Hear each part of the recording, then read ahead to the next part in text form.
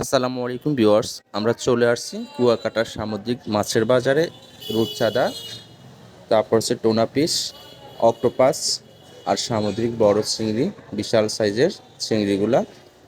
তো এখানে গলদা চিংড়ি আছে, আর এখানে সালমন ফিশ, কোরাল, এই যে, আর অক্টোপাস আলাদা করে রাখছে। তো আসলে সত্যি মাছগুলো অনেক তরতাজা। তো এই যে কাঁকড়াগুলাকে বেঁধে রেখেছে, এগুলো কিন্তু দেখা যায় ছোট, কিন্তু অনেক বড় সাইজের কাঁকড়া মাছ।